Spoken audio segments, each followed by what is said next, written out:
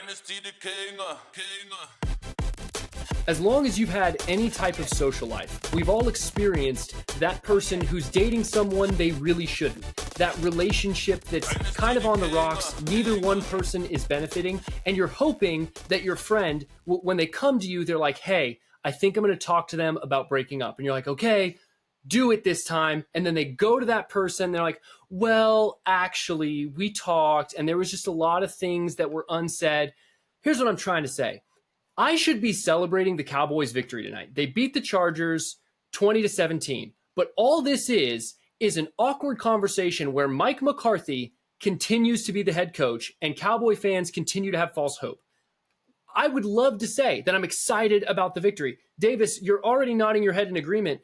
You know what this is. I know what this is. This is us just continuing to limp on while we have a disappointing offense. Dak Prescott had a fantastic fantasy day. He had a fantastic day as a quarterback in general. But you know why it was good? All of it was unscripted.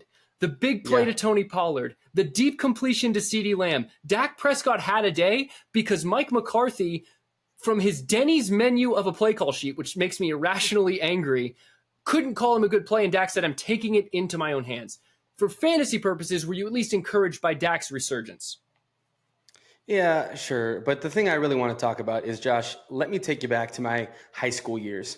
I can't tell you how many of those relationships that I was in where it's like you are just prolonging the inevitable. I absolutely was that guy that's like, oh, dude, you're going to break up with her finally. Yeah, man. I go, hey, man, so it just didn't work. It just didn't work, but we're going to work it out. I tried. We're going to continue. Yeah, I tried.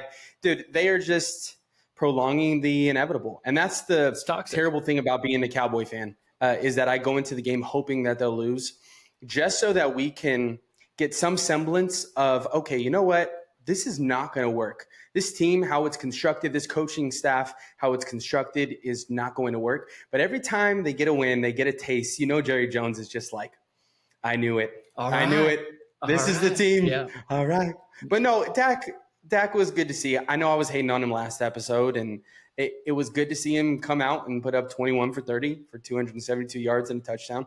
And he happened to barely get into the end zone on the ground, but it was good to see him actually rush the ball for once this season. Yeah. I mean, that was encouraging. Yeah. I'm sounding like a hater, but he had a good fantasy game. And CeeDee Lamb to get the 7 for like 117 again. So we're seeing that he is an elite receiver.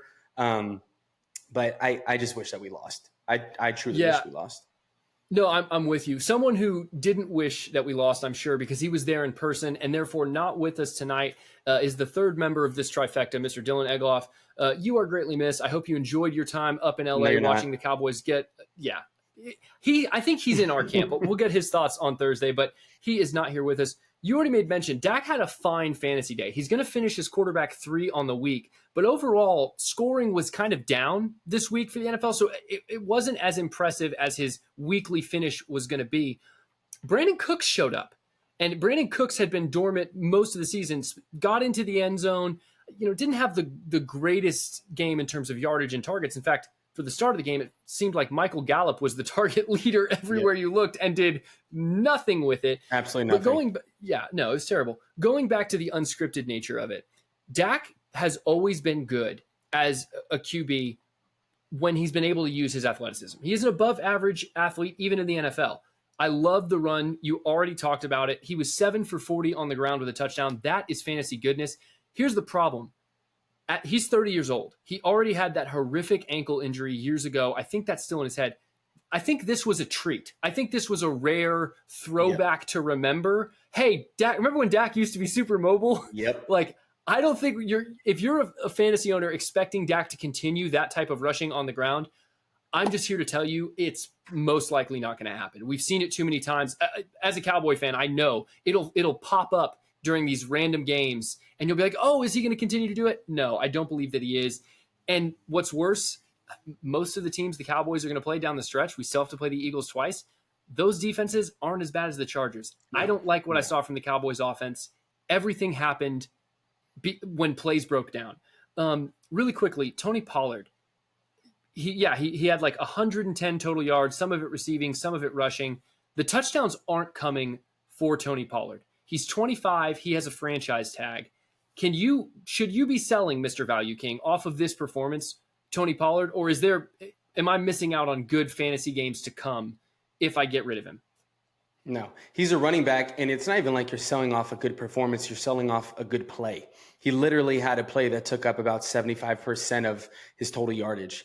If you watch the entirety of that game, they are trying to establish the run, as Mr. Mike McCarthy has said. He wants to run the ball, but you don't actually produce yards on the ground. So you're doing something to no end at some point. And so, no, I would for sure try and sell him, but at this point, knowing how like the market is that we talk about when it comes to like the running back landscape, what are you trying to get for him, right? I mean, you're hoping that you're able to get maybe a 24 first, but then that even feels weird. It's like, okay, should I just hold off and have these points in my lineup?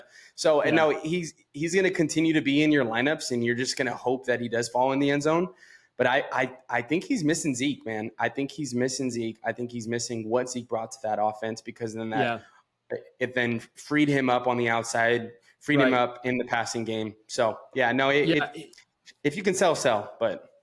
Yeah, no, I think a hold makes sense because you said it perfectly. I think you do miss Zeke because Tony Pollard is now taking the inside punishment, running between the tackles. So many of his carries are for wasted yardage, where you saw it at the end of the game. They almost threw a touchdown pass to him on that wheel route. That's how Tony Pollard needs to be used in third down situations as an efficient electric pass catcher. He didn't need more touches. He just needed the offense to stay exactly like it was. The guy had a great fantasy season last year. The offense for the Cowboys, listen, if you're listening to this and you're confused, we love the Cowboys as an entire brand. This is not us hating. This is tough love, us knowing what's good for our own emotional health. Yeah. I do want to say something real quick, Josh. Yeah. So, there was some feedback on some clips that were put out of my takes on Dak Prescott. There were some Twitter arguments that I got into, and I want to acknowledge those arguments because I came out and I said that CeeDee Lamb has a Dak Prescott problem.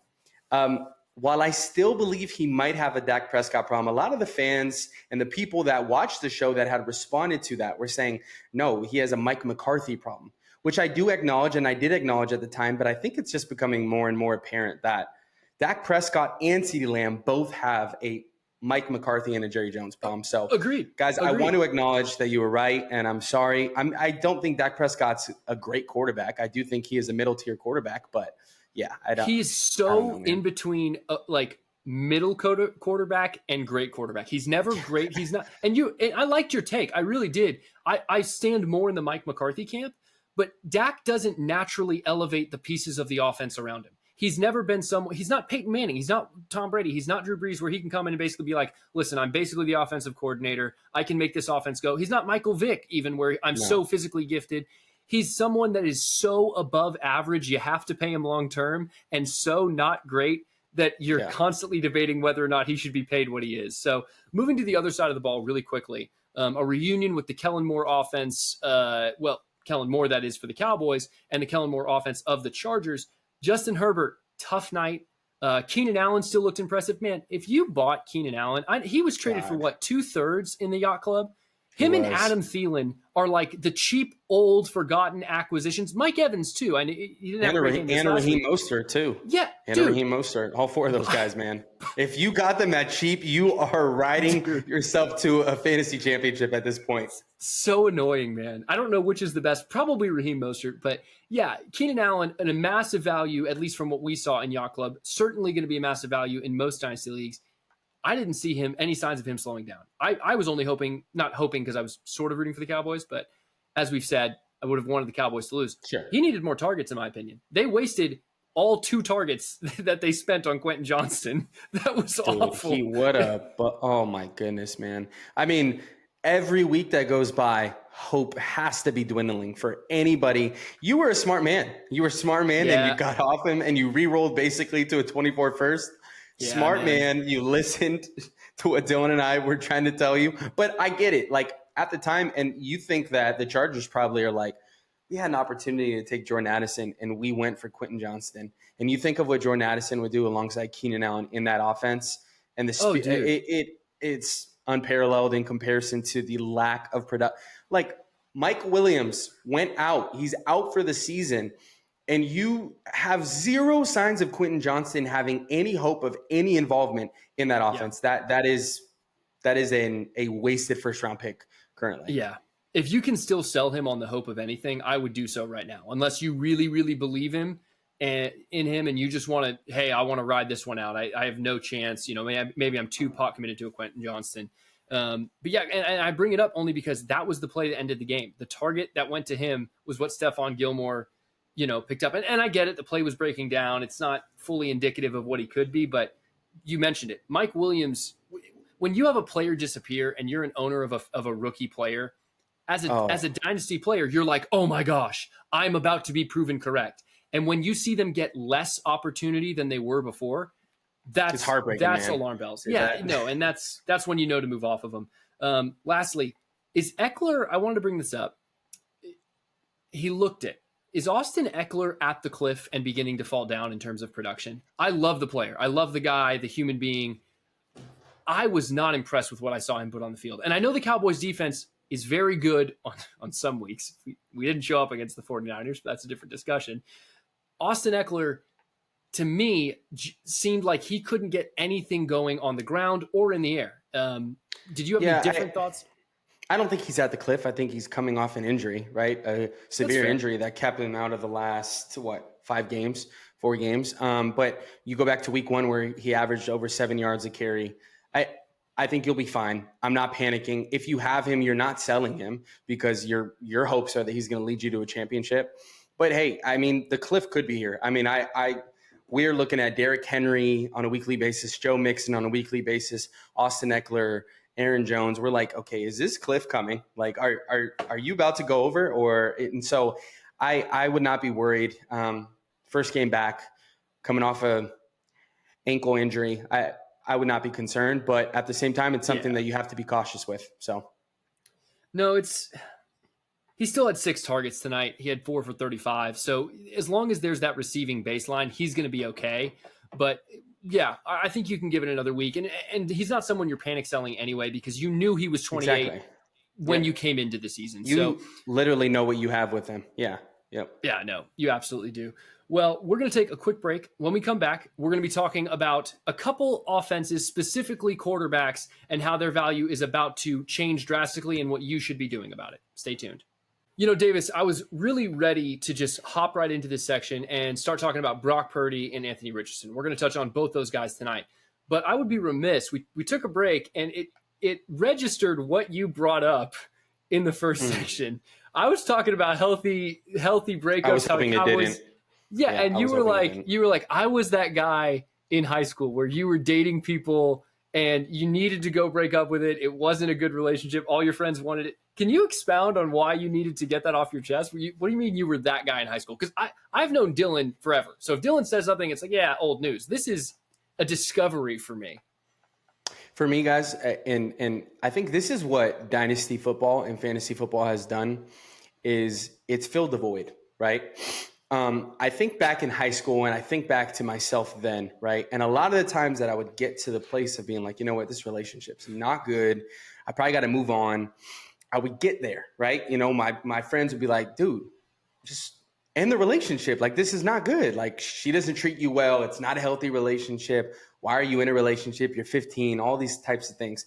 But then I'd get there. I would be staring the moment down, and it would be like, I am facing on the other side an alone Davis. So that would mean time with David. Oh my gosh. So it would be Davis and David, and I didn't want that.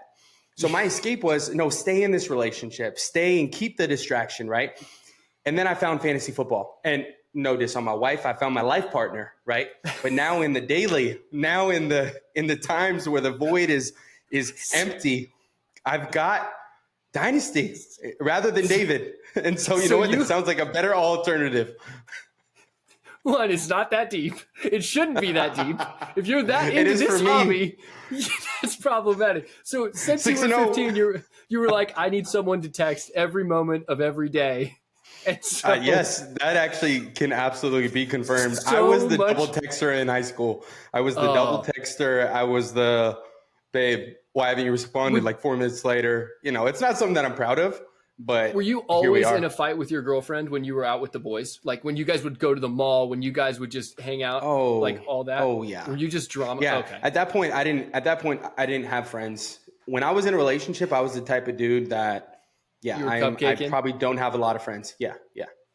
But okay. Let's move on so the listeners can great. understand. No, it segues well, Davis, because I had a healthy breakup with a player I love, admittedly that I admire, in a different league, mind you. This isn't Yacht Club, but it was actually a trade with you, so I think it'd be good to give context. This isn't just a salty Cowboy fan wanting to dog on a player who finally showed a chink in his armor, but Brock Purdy became human against the Cleveland Browns this last Sunday. Horrible game. They could have won it. It was dirty. There was a lot of flags thrown. A lot is being talked about the game. But the entire narrative around Brock Purdy is that he's an MVP candidate. He's never lost a regular season start. He's never lost a game that he's finished because he's healthy, because the only game he'd lost was against the Eagles, et cetera, et cetera, et cetera. But you and I were in a deal, and I realized that Brock Purdy was flirting with top 10 on Dynasty Keep Trade Cut. And you had actually mentioned it on the show. In that league, I felt strong at QB. And so I ended up trading Brock Purdy to you. And this is a super flex league. And your team is super deep at receiver. So you ended up trading me Garrett Wilson and Jimmy Garoppolo. And Mike was mad because in that league, he felt like you were a quarterback away. Like, we compete in a lot of places. And we've already just talked about Davis and David. Anytime you have a chance to beat Davis or David, you take that chance, right? He was giving me so much crap. I was low-key vindicated by what happened on Sunday. Additional injuries to the 49ers. Deebo Samuel, when he's going to come back, not entirely sure. Christian McCaffrey, not entirely sure. Here's my thesis. Here's what I want to say. Brock Purdy is Cinderella, man. He's beautiful. He's a great guy. He's awesome. But at the end of the day, the clock struck midnight, and you just became aware this is a poor girl who had magic around him that made him look better than he is. Brock Purdy's just hear me out. I think he's a great guy. You take away the fairy godmother. Poor girl. Dude, take away the fairy godmother, Cinderella never meets the prince. In fact, why Cinderella is a story is because the prince came and married her. Is and in Kyle this Shanahan the prince? You nailed it, bro. Okay. You know exactly where I'm going. If Kyle Shanahan doesn't discover Brock Purdy, he's never a thing in the NFL. Can Brock Purdy become a Hall of Famer? Maybe. I believe he still could, because he could be connected to a quarterback or a great coach, forgive me, and continue to win games and put it all together. But here's the real point. The magic has run out. Not immediately. You saw what it looked like when the magic ran out, because this is the best group of position players and offensive weapons he will ever have around him. Do you have any disagreement with at least that? Here's what I would say is that if his worst performance yet is coming in a game where he loses his two best weapons and he still puts his team within 40-yard field goal striking distance to win the game, we would not even be mentioning this against probably, and it's crazy to say, probably the best defense in football. It's between them and the 49ers. So that game was going to be ugly one way or another. So if you're telling me that is his worst game and they still were in an opportunity to win the game, I'm feeling pretty good. Shout out to my main man, Michael Smith. I'm feeling pretty good about Brock Purdy, because he is pretty good, but he's not perfect, as Michael Smith would say. Shout out to him. He actually mentioned that today on his brother from another pod. So I just want to take a shout out to him. But I mean, there's a point in that. You're trying to repair a broken trade relationship. I'm trying to repair a relationship. I love my guy Mike. We'll talk about that later. We'll talk about that later. No, but let me ask you this. Let me ask you this, though. On that point, how many fantasy points do you score in any league you've played in for winning games? That's a fair question. That's a fair point. Fair question, fair point. Here's why I did the trade with you. The game previous, he threw for 4 touchdowns, right? Yeah. That was his best fantasy finish in a 4-point touchdown league, which that one was in. And this is where league format matters. 30. Yeah. Correct. He wasn't giving me winning weeks. I'm saying Brock Purdy's a good QB, going to probably be a great QB in the NFL long term. I think for fantasy purposes, this is what I want to highlight for you. Look at how the 49ers are constructed. They just paid Nick Bosa, made him the highest paid defensive player in the NFL. Yeah. He's not going anywhere. They're tied to him long term. Fred Warner, they gave a 5-year extension to 2 years ago. He's in that second year now. He's one of the best inside linebackers in the NFL. Christian McCaffrey, the highest paid running back in the NFL. They're married to the run game and great defense. Yeah. When, for fantasy opportunities, is Brock Purdy going to get to throw for 300? When are they going to be in garbage time and he needs to make up a bunch of ground? Can you answer me that at least? He's not going to have to do that. But the thing that intrigued me about wanting to trade for him was the floor that, and granted, it was not relevant this past game. He got me, I think, 8 points in our format. So throw this game out. It was an anomaly, and it was against an amazing defense. But the floor that he presents, he is as safe of a 16 to 20 points that you can have in your quarterback 2 position. Do I feel comfortable calling him my QB1 for the future? Or should fantasy owners, dynasty owners feel comfortable calling him their QB1? I'm not too sure about that. So that's why I'm not saying he is QB5 or top 5 upside. But I think being on an elite level offense that has the weapons that it does have is always going to present the floor where he's going to produce for you fantasy wise. Whether he's throwing for 200 yards, 300 yards, or 150 yards, he's probably going to be getting 2 touchdowns on that game. And so for me, that's why the trade was worth it. And that's why I still believe that he is a top 10 dynasty quarterback. I don't think this game had any stain on my impression of him other than, okay, he's not a robot. He is human. He can be susceptible to like a weather game and to an amazing defense. And to be honest, it kind of like resonated with me. I played basketball in college. I was a point guard. And so I was kind of thinking about this as I was prepping for the show, but I'm like, all right, quarterback, point guard, similar position. You're trying to distribute to everybody on the court, and you are made better by the weapons that you have around you, right? And so anytime that you're losing your 2 best players that are around you and that you're surrounded by, obviously your production and who you are on the court is going to take a hit. It's rare that you're going to see that type of player that no matter who they have, a Tom Brady where he makes Wes Welker the best thing that you could ever have, right?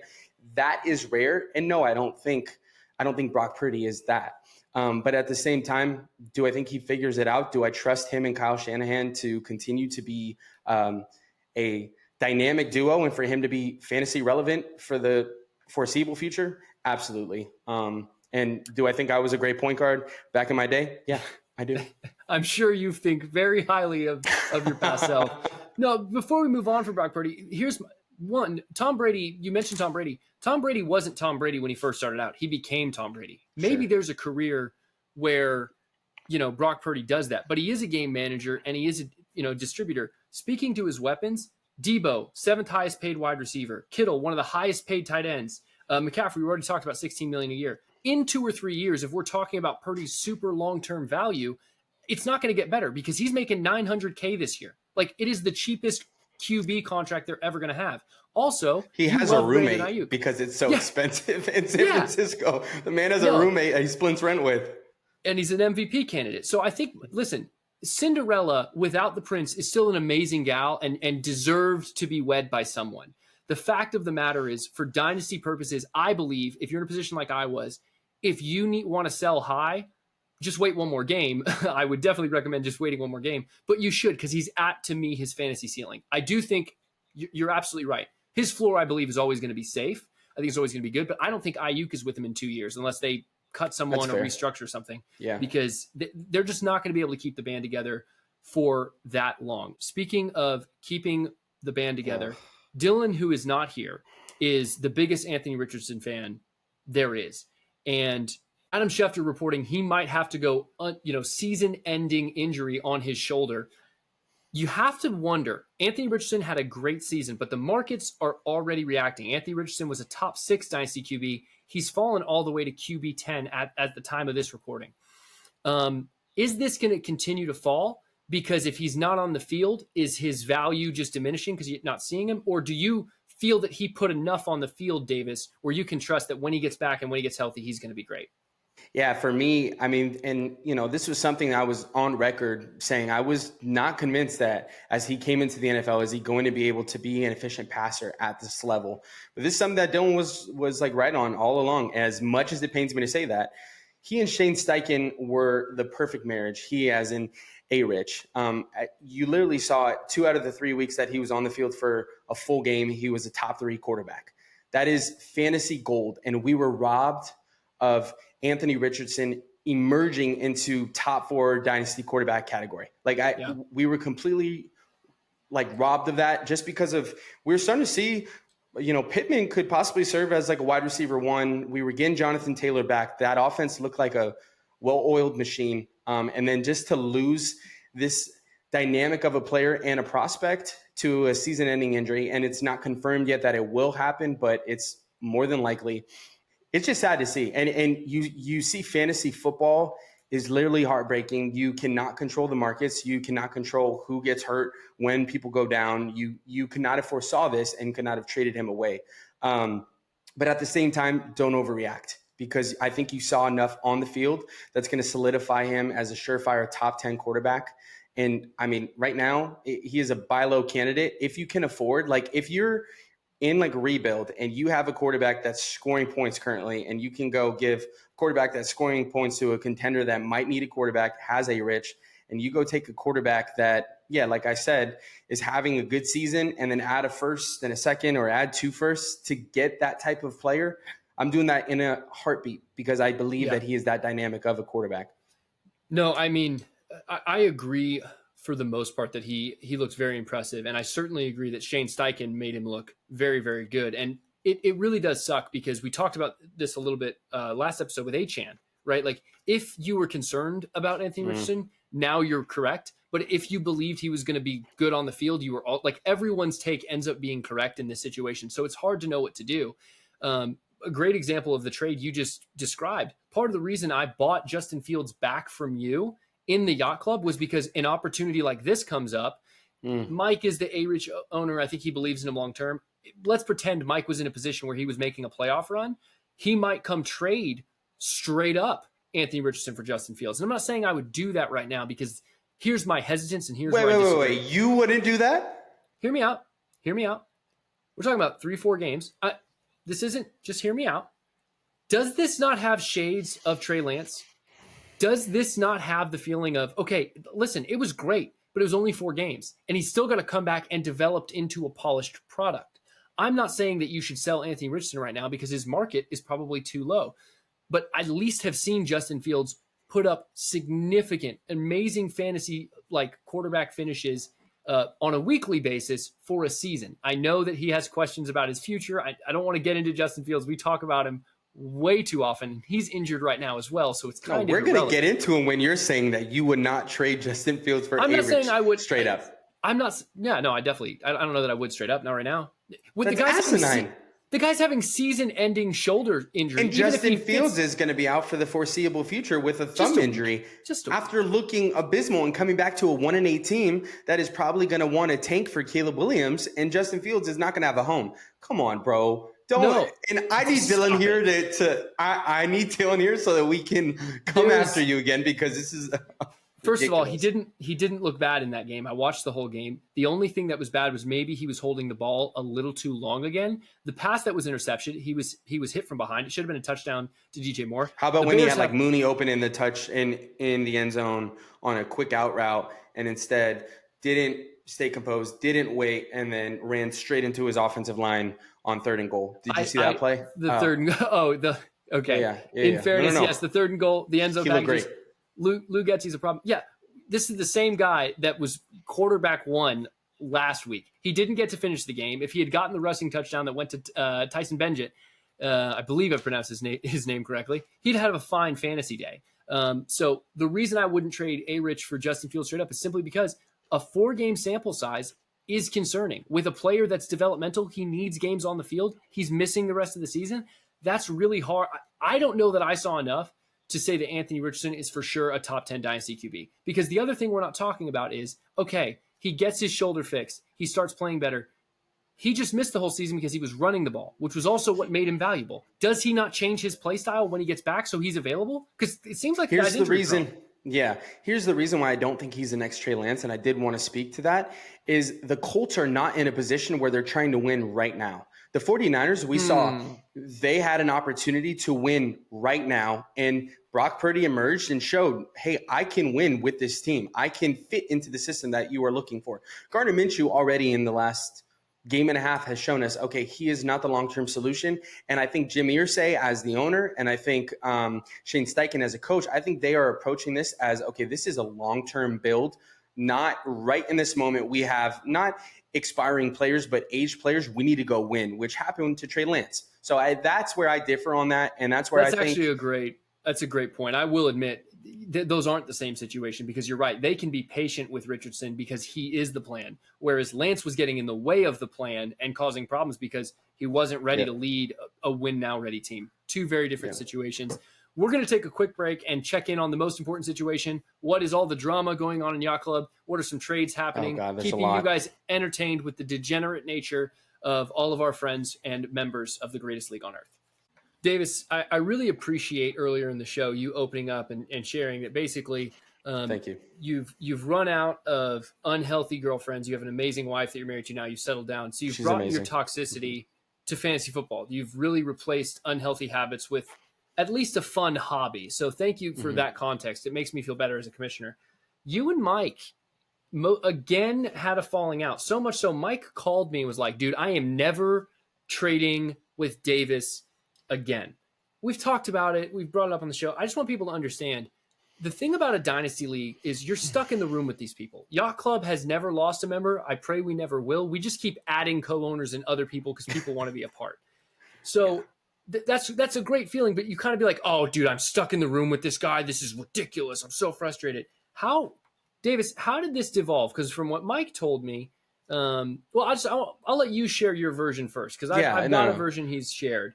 What happened? Yeah, and I will call it that, a version, because Mike is full of it. Mike is soft as Charmin. Charmin ultra soft, but like also the like discount version of it. So Mike is the man's 2-ply. No, and I'm not even sure if there is a discount version of Charmin ultra soft, but he is Charmin ultra soft. I did not do any in the past I've done some not shady things. I've had to do some things to, get some deals done, persistence, manipulation, neither here nor there, some things of that nature. Targeting with the co-owner, things targeting a co-owner, things like that. Yeah.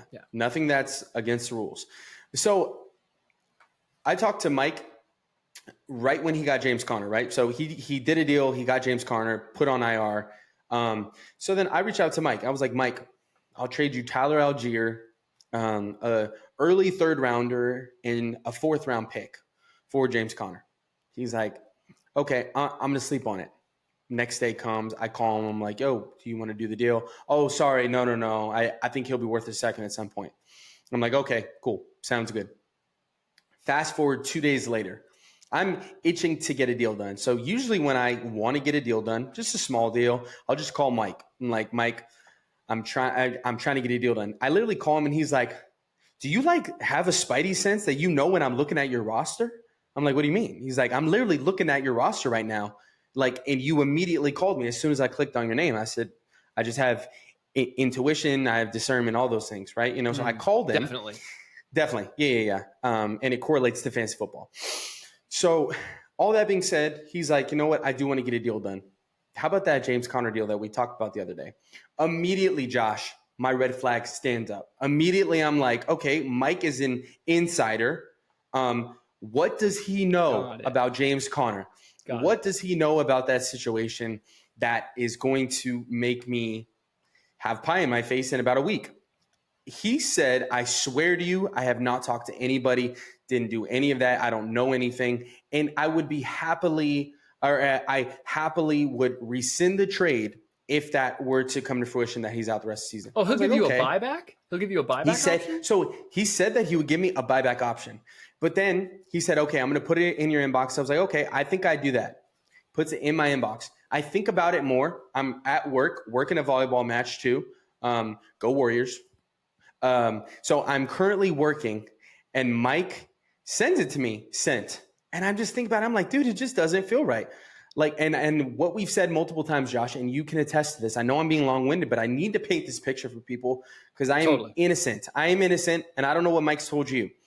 But yesterday's price is not today's price. So that's where it's like, okay, it just didn't feel right at the time. I spent a 2nd rounder on Tyler Algier. Literally, I deny it. But I shoot him a nice text before. I'm like, Mike, just a heads up. Probably not going to do it right now. I'm just going to hold off. Thanks, though, for the offer. I get a call while I'm working. So I'm literally doing stats. I'm like, hello? He's like, bro, are you kidding me? Are you kidding me? And I'm like, bro, what are you talking about in here? Beep, beep, beep. I'm like, this dude is pissed. He probably blocked my phone.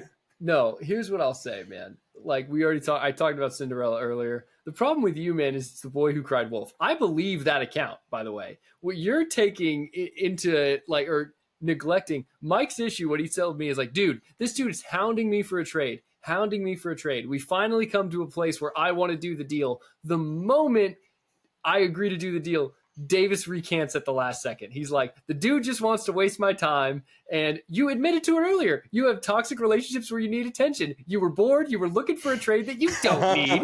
You don't need James Conner. Because I'm the youngest child. It's because I'm the youngest child, man. Yeah, no, totally. You're like, hey, man, James Conner would look right. You're not starting James Conner over Bijan Robinson. So it was I think for him, it's like, why did he pursue this trade? Get my hopes up. Mike does. But I didn't pursue that trade on that day, and that's the thing. Every day's a new day. Every day's a new day. Every day is a new day. And no, but that's the thing about Mike, and I wish he was on the show right now. I wish that he could come and defend himself, because now it's just going to sound like I'm complaining about him and it's not giving him a space to actually say it. But Mike gets so emotional when it comes to trading. Mike becomes like, bro, how could you not do this trade? I want to do this trade now. How dare you have a change of mind? Mike is the guy, and I'll never forget this. Mike is the guy that when I hit accept on a deal, and I'm not talking about the famous story that he shared. I'm talking about way back when. This is a separate story. A separate story. Angered him. Yeah. Yeah. I mean, it's about 10 times at this point. Yeah. So he literally is brand new into the league. We're talking deals. Mike sleeps on these things. He literally is like, all right, I'm going to go sleep on it. Put it in my inbox for 24 hours. I don't move like that. I move quick. I move abrupt. I move very fast.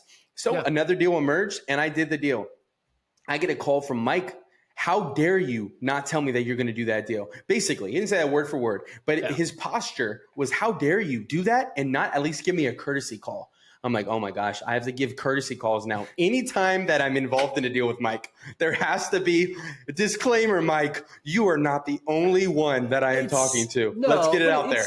It's timeout. You are antagonists. You do like to poke more than anyone I've ever played fantasy with, but you don't break the rules. Here's what I would say. I don't think you did anything inherently wrong, but I think I was innocent in this case. Well, yeah, but once again, here's the thing about Dynasty, and it's so unique in all fantasy spaces. There are leagues I play in for fun. It's kind of the friends and family league. I will beat you with the waiver wire because people are like, oh, Josh has a show. I'm like, dude, I don't know that much more than you guys. I just do my best. I stay a little bit more dialed in.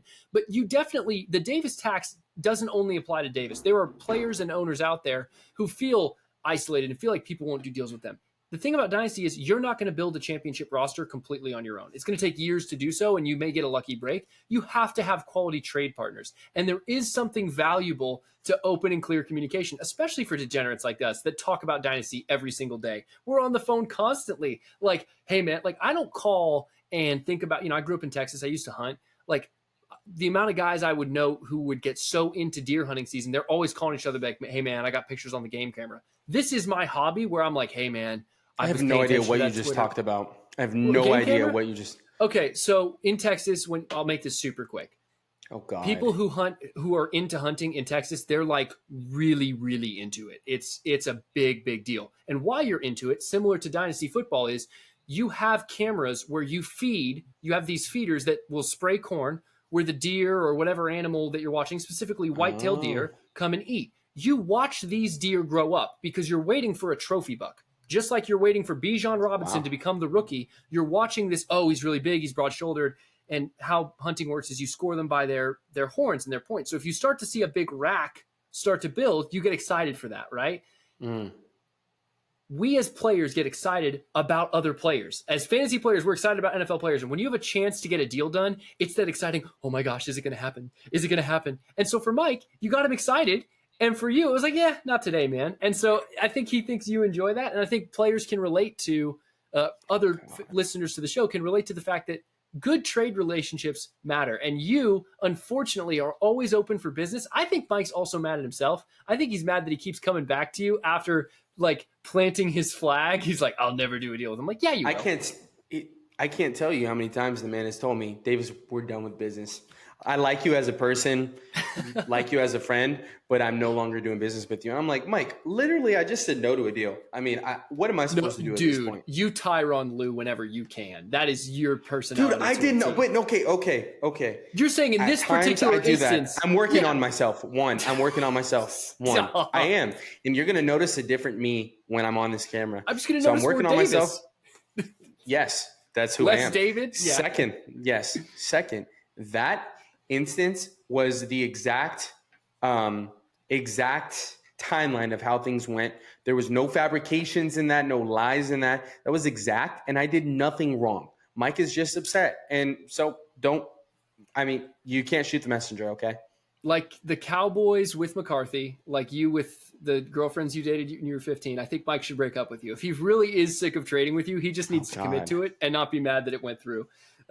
Before we wrap up, I do want your thoughts. And listen, I don't do much trades right now because I'm tanking.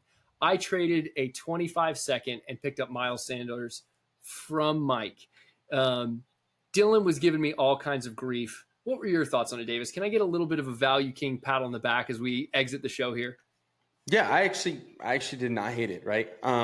We've been talking previously on what your timeline is, right? We've been giving you a ton of crap on like, dude, you're like 2 years away from being 2 years away. Totally. This is a move that it's cheap points, man. You took a 25-second, and as much as Dylan, it's crazy. Dylan hates the 25 class, but you do a 25-second where you don't know who that player is going to be, don't know where that pick's going to be, and you get a running back who has a 4-year, $25 million deal. I know he hasn't hit this year, but he's a good running back, and I think that offense is going to figure it out. Chuba Hubbard was just effective in that offense this week. They're going into a bye week, and then he'll probably be healthy coming back. And I'm not even saying that you need to have him right now, but if he does hit one, you'll have a window to sell him to maybe a contender later in the year as the trade deadline gets closer. Or he's in your lineup and he's cheap points. And then like next year when you start to build, you add a first round pick and you continue to build, you have a cheap running back who's not old and he has a 4-year deal. So to be honest, if Sanders has a great game, his price automatically goes up to 2 seconds, right? If he comes out and has 15 for 110 and a touchdown, his valuation is immediately up at 2 seconds. So you already bought back your production. And I wanted to bring it up too, not just to, get a pat on the back from you, but you just want to fill your ego a little bit. It's okay. Just a touch. But no, I think it's important for teams that are quote unquote tanking. You don't have to just sit on your picks. You can be active. I have so much 25 capital. I'm like, I see an asset that's a bit of a fix and flip. He's at near the bottom of what he's going to sell for. Let me buy him. I'll wait a few weeks and hope that the market takes him up a little bit higher. And then I'll trade for a different asset because someone else has that. That's what picks are meant to be. They're a medium of exchange for you to build the team of your dreams. You don't even have to use the rookie picks to build that team. If you plan on making every single one of those picks, I mean, Josh, I think it's a good point because I've been in your shoes. If you plan on making every single one of those picks, one, your timeline is going to be prolonged forever. And two, you are going to miss on the majority of those picks. So why not, as we've said multiple times, go get proven players. So Josh, I think that was a great trade. Very simple, easy trade that I think you will reap the benefits down the road. Well, thank you. I'm going to end the show with that because there is a better feeling than ending out on a high note, especially after a bad week from Justin Fields. I was able to wait, so you didn't want to talk about Fields? This has been the Dynasty Exchange. Thank you so much for tuning in. We will see you guys on Thursday.